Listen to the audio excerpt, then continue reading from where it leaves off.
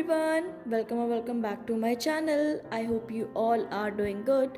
So it's me Vidusha and I'm back with another video. So this video is going to be a productive NEET study vlog. Today is 10th April, day 10 of my NEET study preparation. So in the morning I woke up around 6 a.m. and सबसे पहले मैंने उठ के ये जो animal kingdom chapter के मेरे पास notes हैं मैंने उनको रिवाइज़ करा था क्योंकि मैंने कल ही एनिमल किंगडम चैप्टर पढ़ा था.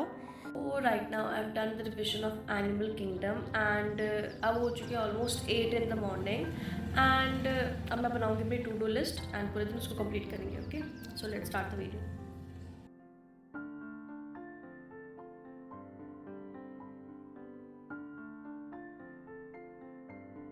सो चैप्टर रिवाइज़ करने के बाद में मैं बैठ गई थी अपनी टू डू लिस्ट बनाने के लिए, मतलब टारगेट लिस्ट आज की, जिसमें कि मैंने रखे थे 4 चैप्टर बायो. सो सबसे पहले आई am gonna do anatomy because यही सिर्फ एक लास्ट चैप्टर रहता है क्लास 11th का कंप्लीट करने के लिए.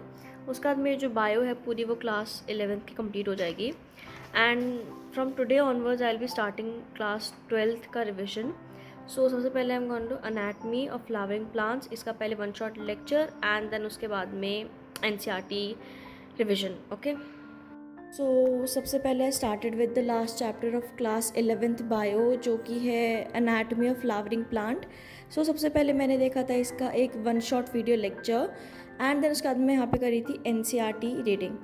यार मतलब मुझे ना पता है कोल्ड हो गया है, मतलब सोच सकते हो गर्मियों में किसको कोल्ड होता है, बट नहीं मुझे हो गया है. ठीक है, मतलब मेरी लाइफ में अगर कुछ ना कुछ अजीबोगरीब होता ही नहीं तो मेरी लाइफ आगे कंटिन्यू होती ही नहीं है भाई. सो लिविंग दैट असाइड, सो यहाँ पे मेरी क्लास 11th की बायो हो चुकी है ख़त्म and now I am gonna start with class 12th from today onwards.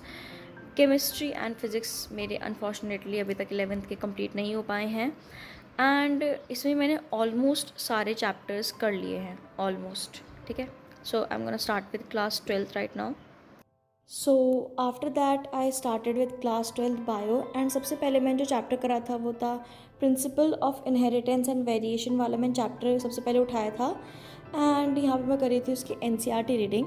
मतलब मैंने मोस्टली इस चैप्टर की मैंने NCERT रीडिंग ही कर रही हूँ क्योंकि ये चैप्टर उतना मतलब मुझे अभी भी हमने 12th करी है तो मुझे ये चैप्टर ऑलरेडी याद है. तो इसके मैंने मोस्टली जितने भी टॉपिक्स थे मैंने सब NCERT से ही रिवाइज़ करे हैं एक्सेप्ट 1 टॉपिक, वो जो Mendelian disorder and chromosomal disorder वाला पार्ट था ना, वो मैंने सिर्फ यूट्यूब लेक्चर से देखा है. सो अ लिटिल अपडेट टाइम, अभी हो रखे हैं ऑलमोस्ट 1 PM एंड मैंने ये जो चैप्टर है ये कंप्लीट कर लिया है पूरा. ठीक है, मतलब मैंने इसके NCERT रीडिंग करी थी वैसे तो, बट जो लास्ट का हमारा चैप्टर है Mendelian disorders and chromosomal disorders वाला, वो मैंने पार्ट देखा है यूट्यूब लेक्चर से क्योंकि वो पार्ट से मतलब मोस्टली क्वेश्चंस आते हैं तो इसलिए मुझे वो अच्छे से तैयार करना था. सो बेसिकली मेरा ये चैप्टर भी डन हो चुका है एंड इसके बाद में आई am gonna start with human reproduction and reproductive health वाला. फिर मेरी बायो हो जाएगी आज ही ख़त्म. सो इसको मार्क करना चाहिए क्योंकि मेरे 2 टास्क कंप्लीट हो गए. तो let's mark in the two do list. ये है मेरी टू डू लिस्ट एंड आज है डे 10. सो मेरा प्रिंसिपल ऑफ इनहेरिटेंस वाला ख़त्म हो गया है एंड मेरा एनाटॉमी भी ख़त्म हो गया है. So I am left with 3 task. Okay, and उनको मैं ख़त्म करूँगी लंच करने के बाद में. So meet you guys after lunch.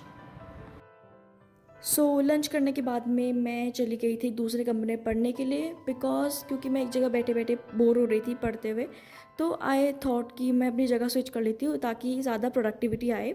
ठीक है, सो मैं यहाँ पे कर रही थी रिप्रोडक्टिव हेल्थ का NCERT रीडिंग कर रही थी एंड उसके बाद मैं करने वाली हूँ ह्यूमन रिप्रोडक्शन एंड इन चारों चैप्टर्स के क्वेश्चंस, मतलब नीट के PYQs. सो उसके बाद मैं करूँगी फाइनल शाम को chemistry. This will all I will do today and I hope you all like this video and subscribe for more.